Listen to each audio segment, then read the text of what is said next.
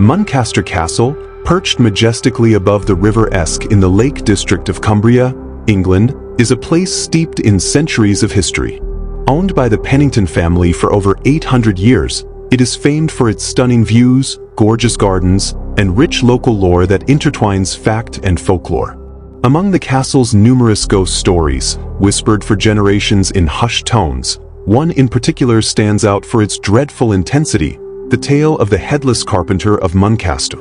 Legend tells of a humble carpenter, a forbidden love with the daughter of Sir Ferdinand Pennington, and a murderous jester who carried out a command to shield the family's noble honor. The carpenter's spirit, it is said, was condemned to roam the halls in search of justice, headless and anguished.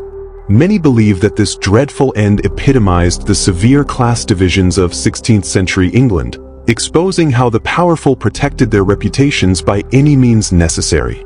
In this documentary-style story, we will sift through surviving records, local traditions, and historical data found online to paint a portrait of one of Muncaster Castle's most unsettling hauntings, a dimension of history where love, cruelty, and a thirst for justice converge.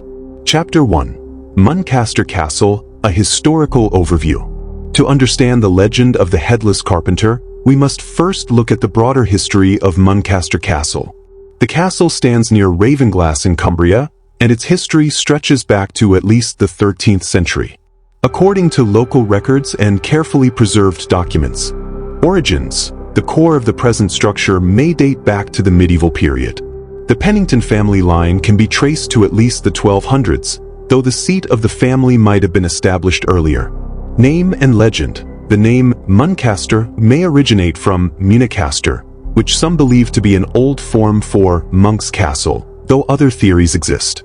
Over the centuries, it transformed from a defensive fortress to a stately home. Family lineage. The Pennington family has continually lived on these grounds. Modern references online and in local genealogical records show the repeated use of names like Alan, John, and William Pennington. Sir Ferdinand Pennington, the figure in this particular tale, appears in some local lore but is not widely recorded in official genealogical charts, suggesting he could have been a lesser-known member or perhaps an early branch of the family line. Whether Ferdinand was a stylized name or a lesser-used second name in the lineage remains a subject of debate among local historians. Muncaster Castle is frequently listed as one of Britain's most haunted castles. Visitors often speak of eerie footsteps, disembodied voices, and fleeting shadows in the corridors, signs of spectral inhabitants. The best-known ghost was long rumored to be that of Tom Fool, a court jester said to waylay travelers and commit mischief around the castle in the early 17th century. However, many castle staff and locals insist that Tom Fool is not the only restless spirit. The more ominous presence of the Headless Carpenter lurks in corners less trodden by tourists, overshadowed by more popular ghost stories. Chapter 2. Social Order and Class Strictures of 16th Century England. Before delving into the horrifying murder that gave rise to the infamous haunting, it is crucial to explore the context of 16th century England. Society was rigidly hierarchical with an entrenched system that dictated one's station in life from birth. Commoners, peasants, laborers, and tradespeople occupied the lower rungs, while nobles and the landed gentry ruled nearly every aspect of governance and commerce. Noble security. Marriages among the gentry were vital for forging alliances, expanding landholdings, and consolidating power. The idea of a noble daughter marrying a lowly carpenter would have been scandalous. Children could be disowned, and reputations destroyed, were such a union to proceed. Fear of scandal. The noble families were hyper-attuned to any whisper of scandal, especially matters of the heart. A rumor of an inappropriate liaison could ruin a castle standing. In an era before tabloids, word of mouth carried the weight of condemnation and could swiftly destroy alliances. Pennington's perspective, as local tradition frames it, Sir Ferdinand Pennington saw himself as the steward of his family's honor, responsible for upholding the Pennington name. The acceptance of a lowly carpenter into the lineage would be an unfathomable breach of convention and, ultimately, an example of paternal tyranny that reveals how easily those with power could quash the hopes and lives of their social inferiors. Such was the world in which the ill-fated carpenter dared to love above his station. The realm of opportunity for him was painfully narrow, and the dream of winning a noblewoman's hand was a daunting and dangerous ambition. Chapter 3. The Carpenter's Background. The precise details of the carpenter's origins remain shrouded in fragments of local lore. Some stories suggest his name was Edwin Ridley, son of a modest farmer from a neighboring hamlet. In 16th century rural Cumbria, a carpenter's life typically involved traveling from estate to estate, making repairs and working on commissioned building projects. Castles often employed skilled tradesmen for everything from reinforcing watchtowers to constructing furniture. Possible clues. 1. Skilled artisan, surviving 16th century estate ledgers, some digitized and shareable in academic archives, show payments made to various local tradesmen. A few entries refer to individuals responsible for woodwork and repairs in or around Muncaster. Though no direct mention of Edwin Ridley or a headless carpenter is found, historians have used circumstantial evidence to place a certain carpenter's consistent presence at the estate around 1560 to 1580. 2. Transportation. Records suggest Muncaster had extensive farmland and needed constant structural maintenance. Skilled laborers like carpenters would stay for longer periods, lodging in outbuildings. According to castle tradition, the carpenter had become a favored craftsman, admired for his artistry. Some accounts say he built a particularly fine oak staircase carved with intricate vine motifs. 3. Contact with the Pennington family. Carpenters, blacksmiths, and other tradespeople typically had minimal direct contact with the gentry. But because the carpenter's skill was extraordinary, rumor holds he may have been occasionally praised by Sir Ferdinand or Lady Pennington themselves. It is entirely plausible he crossed paths with the noble daughter, sometimes referred to as Rosamund Pennington, in the course of daily duties at the castle. From scraps of hand-me-down stories, we glean that Edwin's craftsmanship earned him a reputation at Muncaster, and that his humility, combined with genuine devotion, captured Rosamund's heart. Chapter 4. Rosamund Pennington, the noble heir. In retellings of the ghostly legend, Rosamund is described as a strong-willed, fiercely intelligent young woman. She was rumored to have a keen interest in the arts and found the carpenter's passion for design and craft intriguing. Indeed, if she watched him at work, chiseling out a delicate pattern or planing a flawless surface, she may have discovered a more sympathetic soul than the aristocrats she was expected to marry.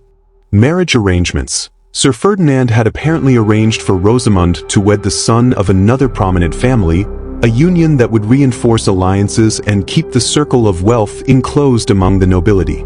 Online genealogical footnotes, though not official, hint at negotiations between the Pennington family and another local lordship. Signing marriage contracts was common practice at the time, and Rosamund's acceptance was rarely sought.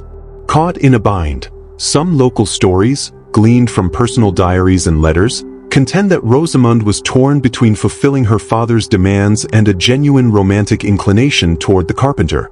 They might have met secretly, stolen private moments in the orchard or the castle corridors. If so, such stolen affection was an open threat to the meticulously crafted web of aristocratic alliances. The stage was set for tragedy. As 16th century history attests, love between social strata was often not tolerated for long. And if the budding affair was discovered, it would rain fierce consequences down on the lower-born suitor. Chapter 5. The Jester's Fatal Intervention. Thomas "Tom Fool" Skelton is the jester most famously linked to Muncaster Castle, though references to a jester named John the Marvel, or Jack a Jest, also appear in local lore. In this tale, the jester's name varies, but the function remains the same. He was the castle's resident entertainer, and in some stories, the instrument of Sir Ferdinand's wrath. From multiple online sources discussing ghosts of Muncaster Castle, Tom Fool, or a shadowy jester figure, has been accused of more than mere pranks. Some accounts describe him as cunning, manipulative, and occasionally violent. The jester could read the mood of the household and sense who needed a comedic distraction or a covert nudge. But as an employee of the lord of the castle, he was also bound to obey. In times of crisis, a medieval or early modern jester might act as anything from an informant to an enforcer. The discovery. When rumors of Rosamund's covert meetings reached Sir Ferdinand, the story says he summoned his jester to confirm the talk, and then demanded a solution that would preserve the family's name. The carpenter posed a grave threat to Rosamund's suitability for her arranged marriage. If scandal brewed, it would destroy the union and hurl shame upon Muncaster. Location of the crime. Some say the jester led the carpenter away from the main estate buildings, perhaps into the woods near the River Esk, under the pretense of a secret rendezvous with Rosamund. Others say it happened in a secluded tower room in the castle. Whichever location is the correct one, the outcome remains the same. The jester confronted the carpenter, and a violent struggle ensued. The tale of the beheading. In the ugliest version of the legend, the jester used a short sword or an axe to decapitate the carpenter. Some believe Sir Ferdinand himself was part of a hidden group witnessing the murder, ensuring the carpenter's mouth was forever silenced. A few retellings depict Tom Fool cackling while carrying out the command, but it is equally possible he killed the carpenter out of fear for his own life if he disobeyed the lord of the castle. The exact dynamic is lost to time. The final detail is always the same. The carpenter's head was severed, either to prevent recognition if the body was to be disposed of or to send a grim message about the fate of those who violate noble boundaries. The body was never given a proper funeral, and official records make no mention of such an incident. The only remainder of the man is his restless spirit. Chapter 6: Aftermath and Cover-Up. One of the eerie aspects of this legend is how thoroughly any trace of the carpenter was erased from official accounts. In the 16th century, a noble lord had enormous power to shape the narrative. If the carpenter's disappearance was questioned, anyone who inquired too forcefully could face dire consequences. Whether the local population truly believed the carpenter fled or suspected something worse, they were wise enough not to provoke Sir Ferdinand. Preserving Rosamund's marriage. In typical versions of the story, Rosamund was told the carpenter fled of his own volition. Some say the heartbreak drove her into a deep depression, while others claim she was married off quickly, with no choice. Her subsequent fate is unknown. Some stories mention she died in childbirth, never finding joy after her father's sinister act. No public outcry. Any rumor of murder that might have circulated among the villagers would quickly be quashed by fear. Tales of a missing craftsman would fade into background chatter, overshadowed by more immediate concerns such as harvest yields, local diseases, or other local politics. Online message boards discussing Cumbrian folklore sometimes mention that bodies of missing tradesmen were never an unusual occurrence in days of old, emphasizing the violent times. The sealed record. Oral history alone keeps the carpenter's memory alive, evolving into a chilling cautionary tale. Indeed, modern ghost hunters, particularly those who investigate Muncaster's tapestry room or rummage through historical ledgers, have searched extensively for evidence of a carpenter's vanishing. Some have posted on local forums about unusual 16th century building expansions at Muncaster during which an unnamed craftsman abandoned his post, likely a euphemistic cover for the tragedy. Chapter 7: Early sightings of the Headless Carpenter. Ghost stories surrounding Muncaster Castle are abundant. The earliest documented mention of a headless apparition on the grounds may date to a letter in the 17th century, though references are indirect.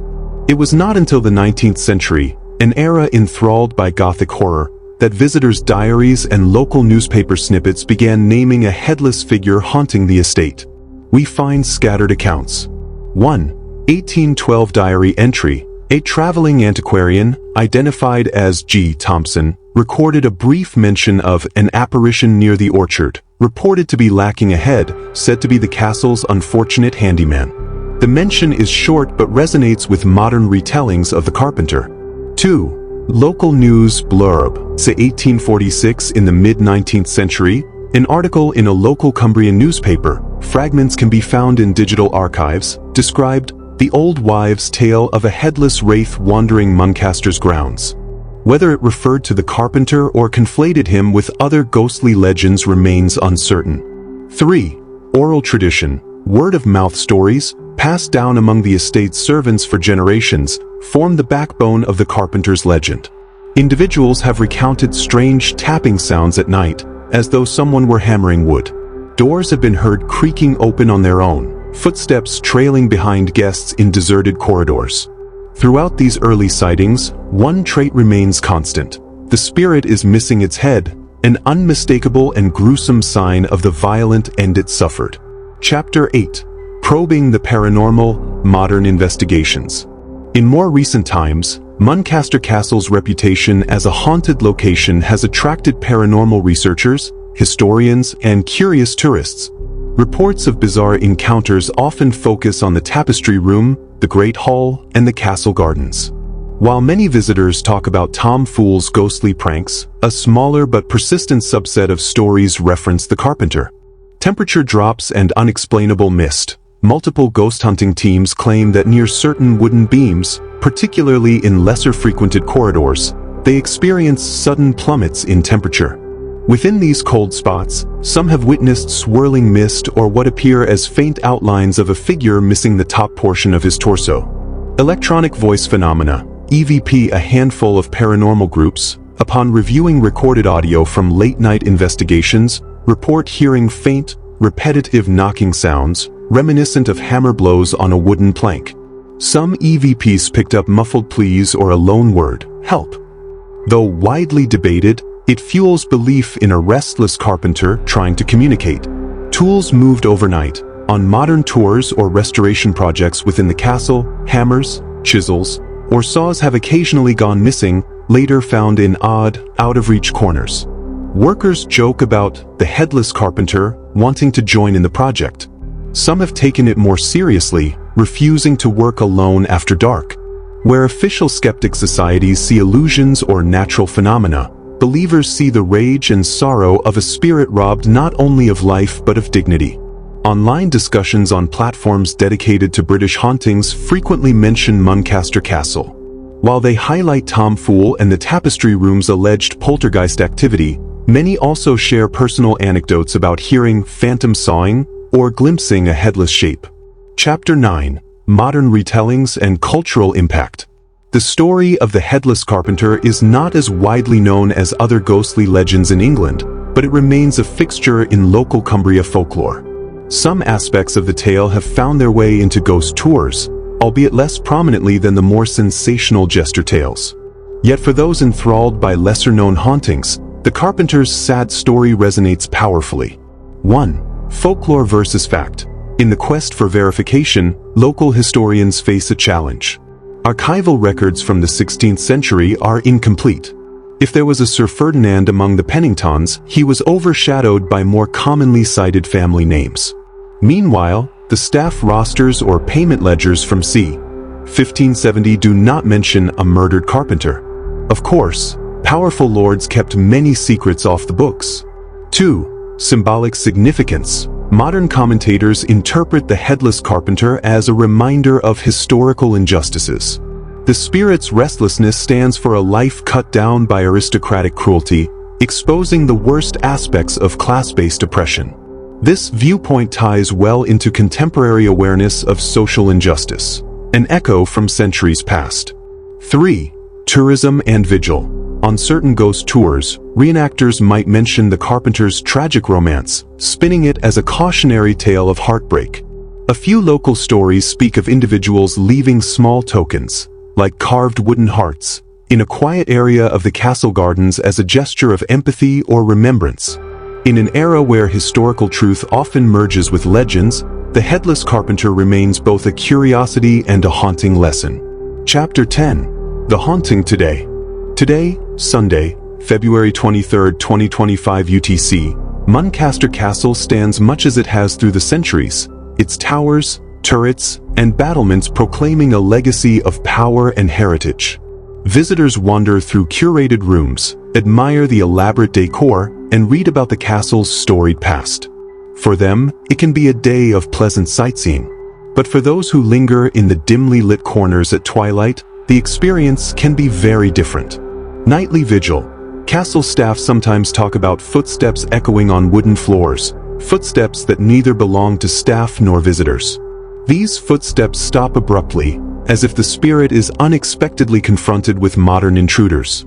Dragging sounds. Accounts mention a scraping noise, like something heavy being dragged across the floor. Some interpret it as the carpenter's body being hauled away, an echo locked in stone. Emotional overlays. Some sensitives or psychics claim to experience overwhelming sadness or dread in certain spots. They describe fleeting visions of a tall man in modest clothes, decapitated, reaching out in silent anguish. While many visitors pass through unaware, a stillness in the corridors suggests that the castle's ghosts are never far behind. To some, the carpenter's presence is overshadowed by the mischief of tomfool. To others, he is the more tragic and therefore the more disturbing of Muncaster's restless souls. Chapter 11. Historical Reflection. Whether purely legend or partly grounded in fact, the saga of the Headless Carpenter underscores the harsh realities faced by those who dared to transgress social boundaries in the 16th century. Here are salient takeaways. 1.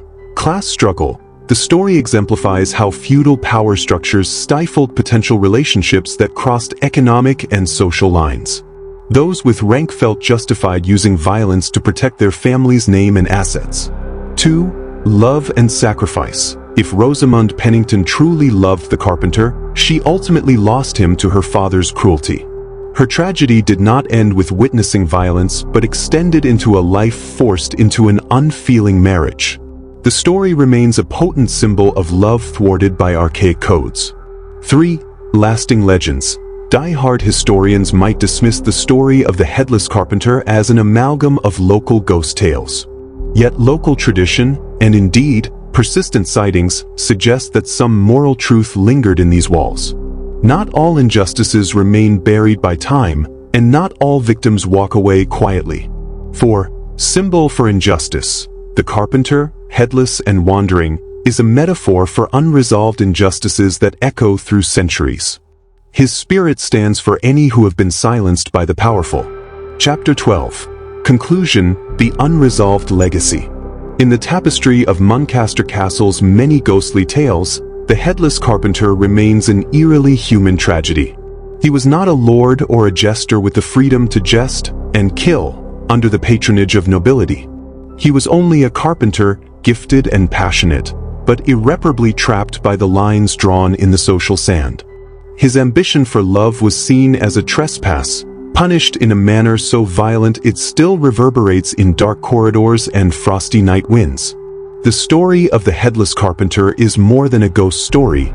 It is a reflection of the cruelty and injustice that defined the era.